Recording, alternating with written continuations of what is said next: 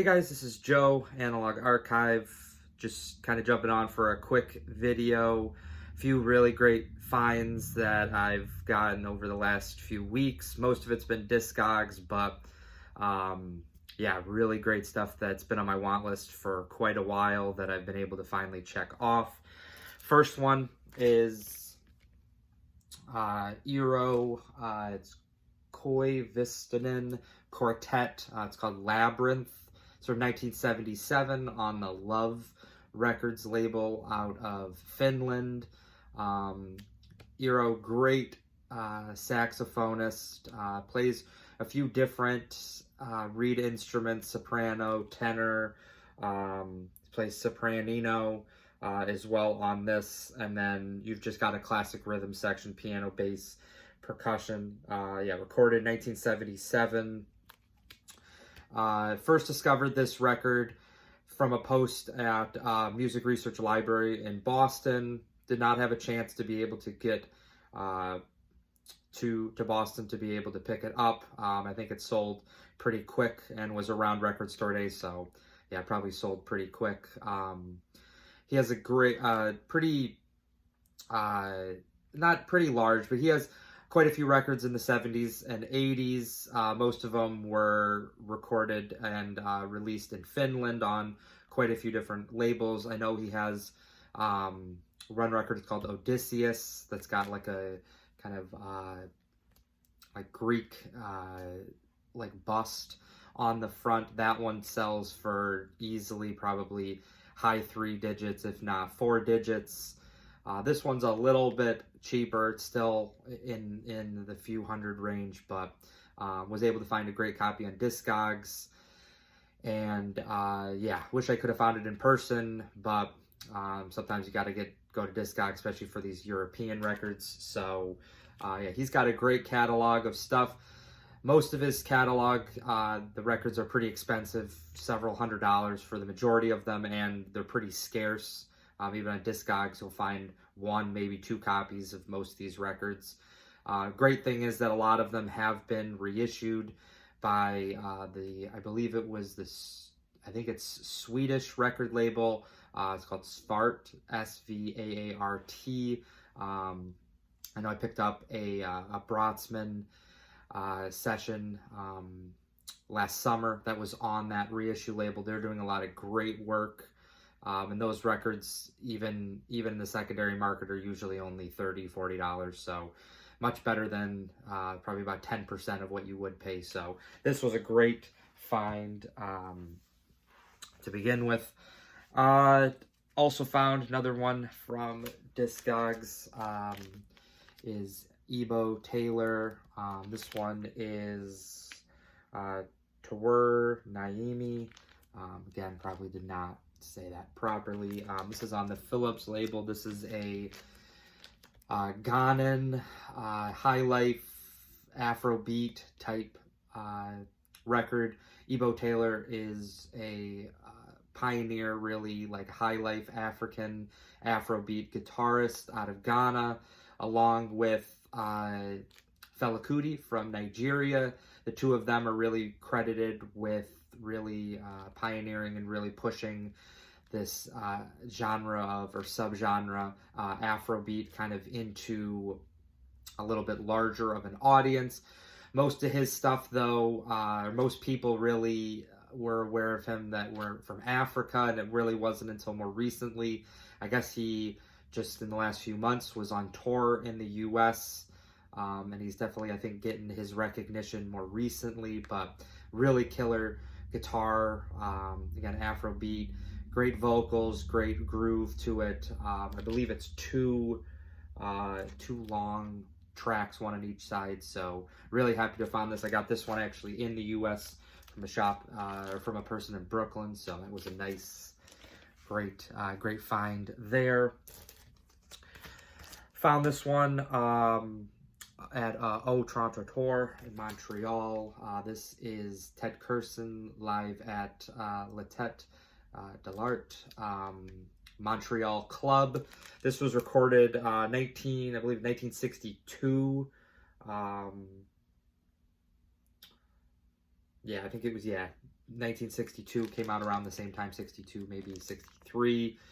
Only really familiar with Ted Curson on trumpet, but L. Doctor, who plays alto sax, is also really killer on this. This is early, like, post-bop type stuff. There are, especially L. Doctor's saxophone solos, some of them are pushing it a little bit farther into almost like a free jazz type setting, but for the most part, it stays pretty much in the kind of post-bop modal type groove, which makes sense. I mean, 1962, there really wasn't much of that real outside sound that had come to be. Ornette Coleman, I know, like, Albert Ayler was getting going around this same time, but again, very, very early with some of the stuff that was pushing it a bit more. Ted Curson, incredible trumpet player, had a lot of records, especially in the 70s, had quite a few records.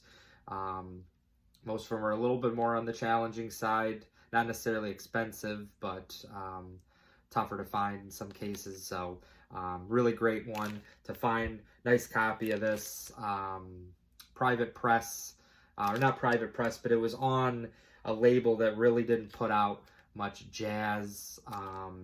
It was, see if I can see it on the back. It doesn't say it on there, so the Trans World label. This was actually one of the first releases on the label. I think it went well until like the 70s, maybe even into the 80s, but a lot of it was a lot of 7-inch type releases, and the music that was released was very widespread. I think there was a lot of like soundtrack, a lot of just very kind of, yeah, widespread type releases. So not really a jazz label. It's probably why this record also was is a pretty expensive one. So was able to trade a bunch of stuff, didn't pay too much for this, which was nice. So yeah, that was a big find from Montreal.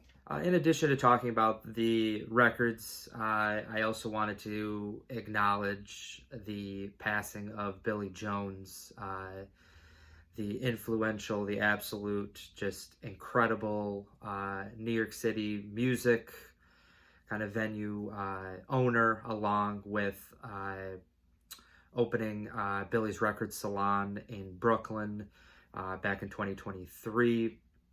Billy was just an infectious person, made you feel valued, respected, was always up to kind of talking about music, talking about whatever. From the few times that I met him, first time I met him was a trip to New York City last summer. Got to go to his shop. That was one of the main things that I wanted to do with my trip to the city. And first time I met him was just, again, was at the shop that time, and he just open arms, was immediately kind of struck up a conversation. Him being a big jazz person and me being a big jazz person, it was easy for the conversation to kind of begin. But just from, again, that first conversation, you could see his passion for music, but also that he was really just somebody that wanted to share the great records, the great music, the great just experience. The shop was not very big, but he made it a priority to make it comfortable so that people could come in. He wanted to provide a great community to people, and it was just an amazing time we spent. My wife and I spent over an hour in the shop just kind of talking with him. Found some great records, but really what I left with that day was just the experience and just the impression of Billy himself. Found some good things while I was there. I remember he was playing this in the shop while I was there, and it was a great record. It sounded like something that was really right up my alley, and I think he knew that. Again, this was the first time I met him, but he just was so in tune with what people liked. I had talked with him virtually on Instagram. I saw him a few times on the Jazz Bums stream on Fridays. So we did kind of have some conversations as a little bit kind of a larger of a group and virtually. But one thing, it's like he knew that I was going to be there that day, and he just gave me this record. So this was, again, something that was playing in the shop. I talked about this last summer when I got it. Really, really great, like jazz funk. Again, also kind of like free jazz type. But it was right up my alley, and he was nice enough to just give it to me. It's not an expensive record, but really, even though it was not a super expensive record, it was just such a nice gesture that he just gave that to me. And again, that's a testament to what Billy was like. Always such a nice guy, always looking out for other people. Another one as well, even I think before maybe we had seen each other once on the Jazz Bum stream, but he reached out to me on Instagram when he was at Academy Records in Manhattan, and he had seen this in the bins, and he knew that I was big into FMP. Again, very limited conversations, but just like he listened, and that's what that's always a great person to have kind of in your corner, someone that's listening. He always remembered things about people, and again, 1 or 2 times talking with him, he knew that I liked, it was collecting FMP out of Germany, the free jazz label, and he found this for me, and we arranged payment and shipping, and he sent it to me. So again, a great gesture. Another one that I found at his shop, Luther Thomas 11th Street Fire Suite. This one was actually in the back. I think he had just gotten this in, but again, knowing that I liked free jazz, he put this right in my hands. So that was, again, a very nice thing. And then more recently, trip to Brooklyn. I did not sadly get to see Billy, but Steve Marcus, Tomorrow Never Works, on the Vortex label, subsidiary of Atlantic, jazz rock, free jazz type stuff. That was a great one. And then the big find was Basra, Pete LaRocca. They had this on the wall.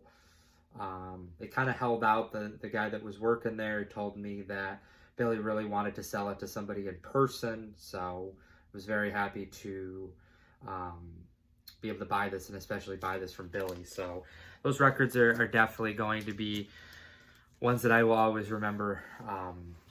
When I listen to him, I'm always going to be thinking about Billy. Again, just such a nice guy.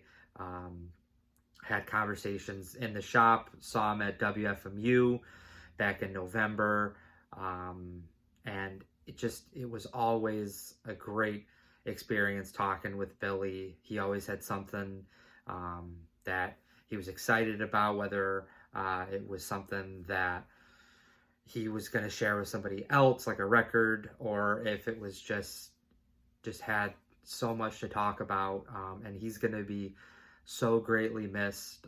The outpouring that I've seen on Instagram, there's been a few articles as well, like Pitchfork.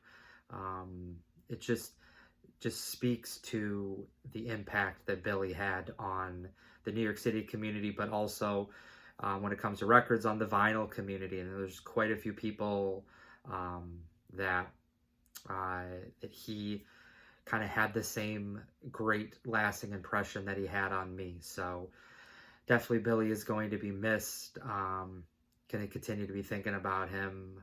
And yeah, so that's it for this video. If you enjoyed it, please think about liking and subscribing, and I'll see you in the next vinyl video. Bye.